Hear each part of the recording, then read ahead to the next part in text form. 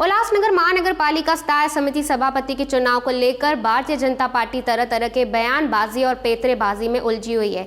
एक तरफ जहां इस विषय को लेकर कोर्ट में सुपुर्द है, वहीं राज्य सरकार द्वारा इस विषय को लेकर दिए हुए आदेशों को गलत बताया जा रहा है। आइए इस खबर के बारे में लेते हैं अधिक जानकारी।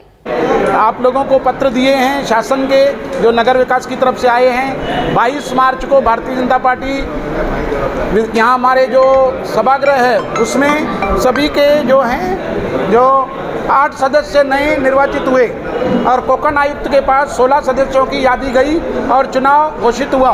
15 अप्रैल को चुनाव घोषित हुआ। जब देखा गया कि भारतीय जनता पार्टी के 9 सदस्य एक मत से 7 में हैं और हमारी मेजॉरिटी है, तब उन्होंने 9 अप्रैल को चुनाव को स्थगन दे दिया कि 1 महीने के लिए चुनाव आगे बढ़ा रहे हैं। यह पूर्ण रूप से गलत है। उसके बाद फिर और 1 महीने की बात अलग, लेकिन 6 मई को एक और पत्र भेजा नगर विकास की तरफ से, जिसमें कहा गया कि पुराने सदस्य जीवित हो गए और जो पुराना चेयरमैन है वो कामकाज देखेगा। यह पूर्ण रूप से गलत है। जो सदस्य स्थायी समिति का सदस्य ही नहीं है वो चेयरमैन कैसे हो सकता है। मेरा आरोप है कि हमारे कल्याण के खासदार श्रीकांत शिंदे उनके कठपुतली बनकर नगर विकास विभाग कार्य कर रहा है, ताकि वो थाने में बैठकर उल्लासनगर महापौर कार्यालय को अपने हाथों से संचालित करें और यहाँ पर भ्रष्टाचार चरम सीमा पर पहुँच जाए और कोई भी टेंडर न हो। सब के सब जो काम हैं वो अपने लोगों को बिगर वर्क ऑर्डर के, बिगर टेंडर के 522 में ऐसे ही देते जाएं और 3-4 महीने के बाद जब स्थायी समिति का सभापति बने तो माइती साटी सादर कर दें। इस प्रकार का आरोप मेरा है कि नगर विकास विभाग भी यहाँ के खासदार के द्वारा कठपुतली बनकर काम कर रहा है। नहीं तो इस प्रकार का पत्र दे करके महाराष्ट्र की जनता के साथ धोखा किया गया है। अभी एक नया जो चीफ ऑफिसर लेवल के लोग हैं उन लोगों को आयुक्त बनाकर भेजने का कार्य भी यह सोच रहे हैं, ताकि जो हमारे डॉक्टर राजा दयानिधि जो एक डॉक्टर हैं और कोरोना पर अच्छा कंट्रोल है उनको हटाया जाए और उनके जो लोग हैं, जो चीफ ऑफिसर के लोग हैं, वो आयुक्त बनकर आएँ और यहाँ पर लूट खसोट जो है चरम सीमा पर पहुँच जाए। यह वसूली सरकार है, इसका हम निषेध करते हैं। और जैसे फडणवीस साहब ने 2016 में आदेश दिया था कि एमएमआर क्षेत्र जितने भी हैं वहाँ पर आईएएस दर्जे का अधिकारी होगा और जो भी आयुक्त आएगा वो 3 वर्ष तक रहेगा। डॉक्टर राजा दयानिधि को आके 1 वर्ष भी नहीं हुआ है, लेकिन मीरा भाईंदर हो, कल्याण हो, उल्लासनगर हो या अन्य स्थान हो, वहाँ पर इन सबको हटा करके चीफ ऑफिसर लाए जा रहे हैं। मैंने नाम भी बताया, संजय काकड़े से भी सुपारी ली गई है कि आपको उल्लासनगर भेजा जाएगा। 3-4 दिन में, आने वाले दिनों में आपको यह नाम मालूम पड़ेगा।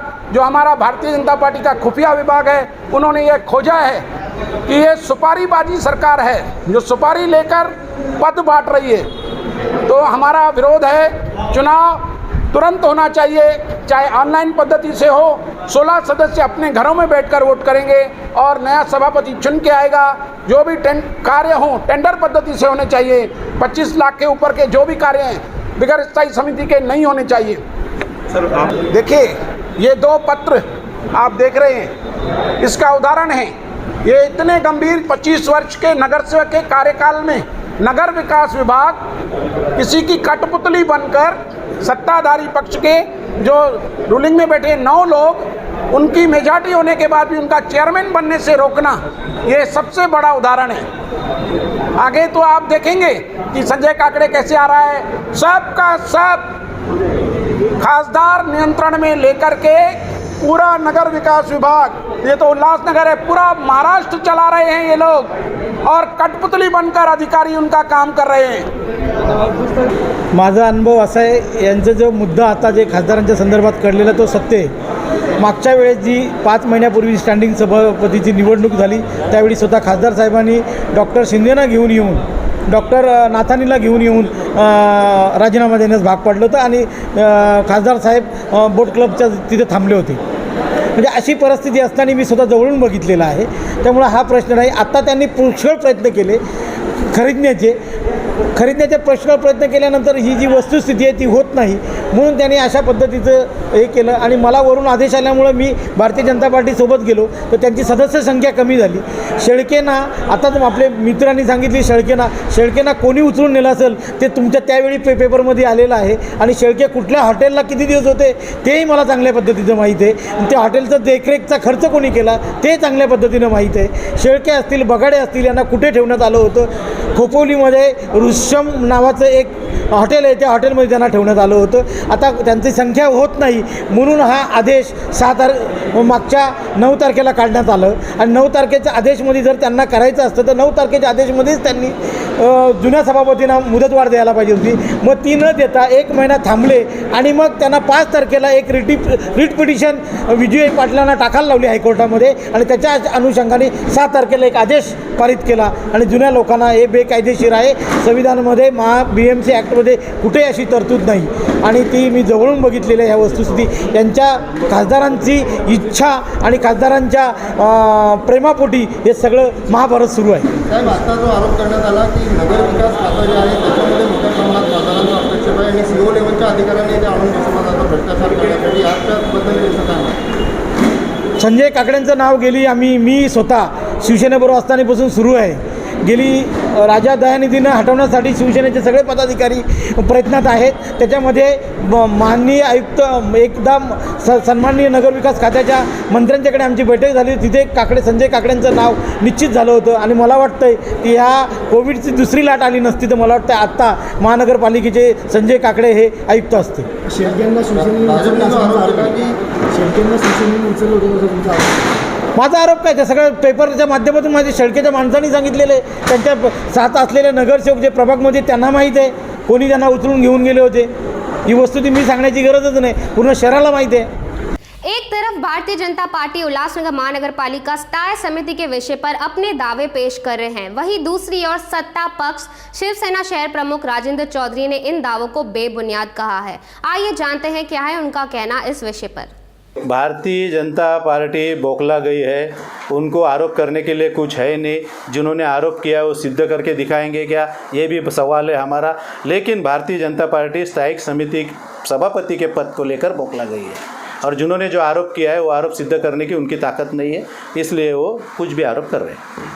अभी जो आयुक्त है वो IAS दर्जा के है और उनको लाने के लिए यही आयुक्त ने थाना जिला में कोविड को प्रादुर्भाव रोकने के लिए, कोविड का फैलाव नहीं हुए उसके लिए, कोविड पे अच्छा काम होना चाहिए, इसके लिए IAS दर्जे के ऑफिसर आयुक्त लाने का काम हमारे सरकार ने किया. माननीय मुख्यमंत्री और पालक मंत्री एकनाथ जी शिंदे साहब ने किया है. इनके कार्यकाल में इनकी सत्ता थी तभी CO दर्जा के आयुक्त लाके बैठाए थे इन्होंने और इनको भ्रष्टाचार करने का था, इनको पैसा कमाने का था. ये भारतीय जनता पार्टी की पॉलिसी है, ये आदत है भारतीय जनता पार्टी की, अपना रखने का छुपा के और दूसरे का देखने का झाँक के.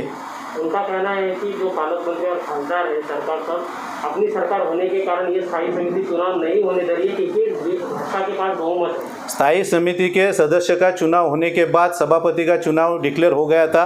उसी कार्यकाल में कोरोना प्रादुर्भाव बढ़ते जा रहा था. उसको रोकने के लिए शासन ने निर्णय लिया है कि उसको स्थगिति दी है और वो स्थगिति देने के बाद भी भारतीय जनता पार्टी को जो सभापति बनने का जो जल्दी है उसके लिए वो हाई कोर्ट में गई है, माननीय उच्च न्यायालय में गई है. उच्च न्यायालय का निर्णय जो भी आएगा वो हम सबको मान्य रहेगा. लेकिन उच्च न्यायालय में जाने का और उच्च न्यायालय के बाद में इधर पत्रकार परिषद लेके आरोप करने का ये भारतीय जनता पार्टी का धंधा है. उन्होंने माननीय उच्च न्यायालय का अपमान किया है, ऐसा मेरा आरोप है उनके ऊपर.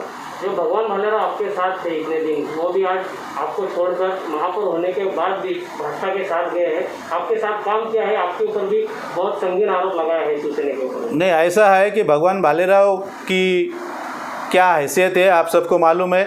साथ ही साथ में भगवान भालेराव शिवसेना के बलबुद्धे पे उप महापौर हुए, उसमें उनका पेट भरा नहीं. उनको स्टैंडिंग कमेटी चेयरमैन चाहिए था. स्टैंडिंग कमेटी चेयरमैन जिसको काय के लिए चाहिए आप सबको मालूम है, और पैसा कमाने के लिए स्टैंडिंग चेयरमैन चाहिए. वो चेयरमैन देने के लिए शिवसेना ने नाकार किया. माननीय पालक मंत्री और खासदार साहब ने बोला आपको उप महापौर दिया है, स्टैंडिंग कमेटी का चेयरमैन आपको दिया नहीं जाएगा, इसलिए वो भारतीय जनता पार्टी के पास गए हैं. इसके पहले वो जाते थे तो हम और आप समझते थे कि भारतीय जनता पार्टी के शिवसेना पे नाराज होकर या पार्टी का आदेश सुनकर भगवान भालेराव भारतीय जनता पार्टी पे गए. लेकिन सभापति पद नहीं मिला, सभापति पद देने का इनकार किया, तभी वो वहाँ पर गए. कोणार्क, अपना शहर अपनी बात.